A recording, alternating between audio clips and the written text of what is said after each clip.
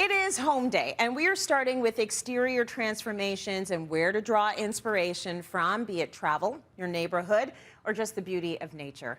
Sharon Grech recently visited the quaint town of Southampton, Ontario, to show us a charming home that was inspired by its proximity to the beach. Let's check it out. There are so many beautiful beach towns across Canada, all with their own unique vibe, but there is something about the landscape, the Main Street architecture, the quaint cottages, and the colors that is so memorable and inspiring. This colorful little home in Southampton, Ontario is such a gem. Now, it's a new build, but it has such a heritage character to it. I just love it. The homeowner modeled it after the Regency cottage style, which really has a lot of history in the area and across Ontario, so it's so fitting. But I really love that she added her own personal style with this fresh color palette that's inspired by the area and also her beautiful English garden. Nothing says cottage style more than wood, board, and batten, and I love that they used Benjamin Moore's blue steel in a solid stain, so it's nice and matte and you still get that beautiful texture. And then they used Dune white, which is one of my favorite whites on all the trim. The front door is always a feature on every home, but in this symmetrical style, the front door has even more prominence. So this is the perfect place to have more personality with blackberry wine, a rich, sophisticated purple that also has a playful side. Now, the color story continues on the other side of the house. The homeowner runs her floral studio and workshop back here in this adorable little cabin. I love how it really mimics the aesthetic of the main house, but it has a bit more of a casual vibe with the clapboard siding, and it's been stained in the historical color Southfield green.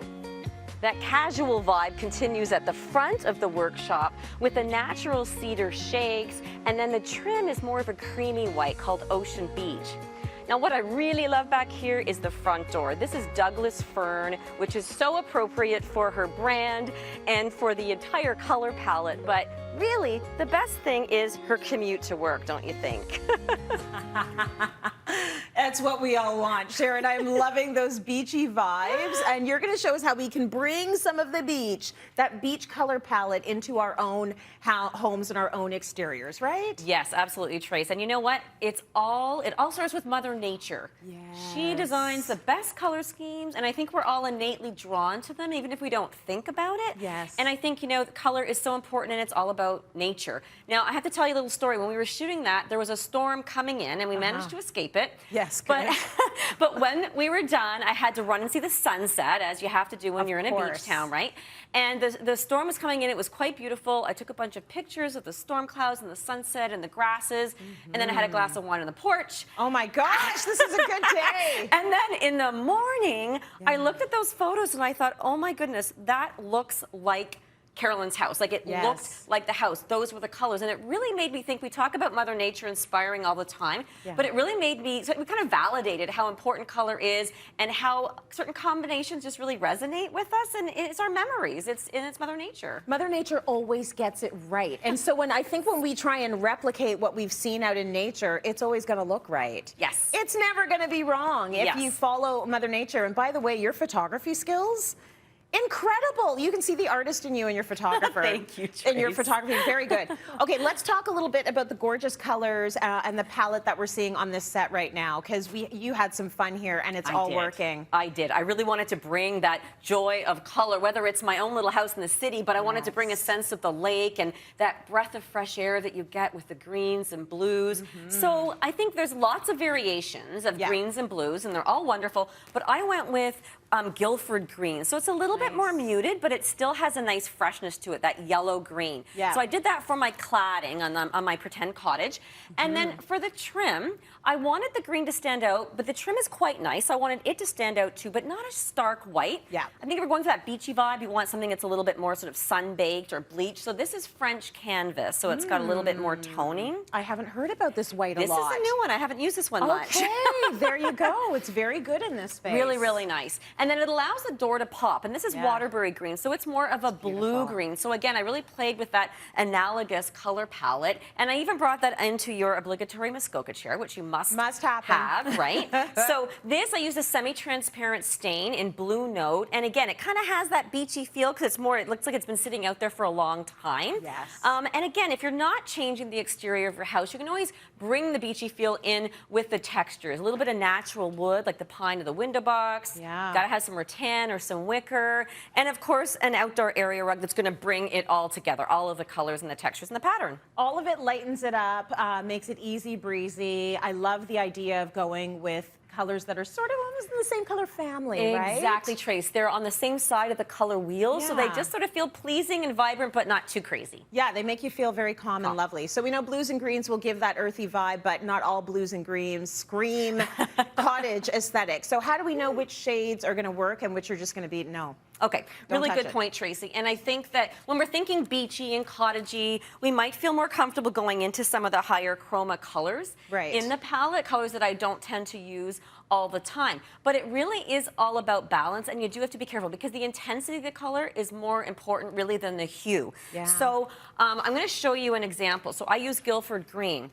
This is Wales green, which is a nice color. It's a nice accent color, but you can see how when I put that on this entire cottage, it's going to scream a little bit. Like it's going to be more like the yellow highlighter on the street. Totally. Yes, it's reading neon. Right. So you have to think about that intensity and how important that is and get a feel for it before you put it in your house. And all of those blues and greens, you might want to look more to some of the historical color palettes, what I like because of the intensity of all of those. I love the historical color palette for two reasons. Number one, it's going to be less overwhelming if you stick with one of the palettes altogether rather than all of the Benjamin Moore colors. Right? 3,500. That's too many. Oh my gosh, there's too many. And two, it's like they're all tempered. They all sort of have like a bit of a gray base, and it just brings everything down a little bit to a more palatable level for me, anyways. Yeah. Right? Some people Me are too. the neon. I'm not the neon, except for my clothes. Yes, exactly. Right? Okay, so let's take a look at how you can change a city house and give it a bit of a beachy cottage vibe. You've got great tips on how we can achieve that. Well, it can be really hard to visualize. So I think what's really fun is trying to use some of Benjamin Moore's digital color visualizers. I like the one on the website because I can't see very well on my phone, but you can use the mobile app as well.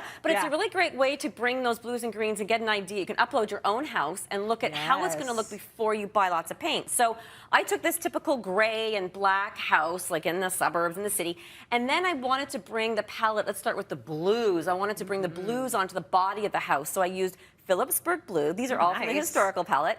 And then I used Hail Navy, popular color, on the shutters. So it kind of works with the roof, but then a hit of Fairmont green for the front door. So a little bit brighter. But then again, you can play around and go, maybe I want to put the greens on the body of the house. And how is that going to look if they're lighter? So there I used Kennebunkport green. Yes, very on Cape the side. Cod-y. Very Cape Cod. Nice. And then the shutters are Blue Echo, so a little bit more bluey green. And then Van Dusen blue is one of my favorites for the front door. So again, you kind of transform that suburban or even city house to the lakefront, to a beach town, and you do that with color. Color is really the key. Color is the key. What's your favorite? Did you like 2 or 3? Because I like 3. I like 3 too. I love it. I like the It's so nice. It's that fun. And it's lighter, and you wouldn't think to do that with a dark house like that with the roof, but it works, and you can try it out. Also, that app that you can use is so cool because it's like when you get the ones where you can show different hair on your head. Exactly. Do that with your house, but with color. It's so good before you make the investment, and exterior is a lot of square footage. It absolutely is. You don't want to get it right. Very public. Sharon, thank you so much for that.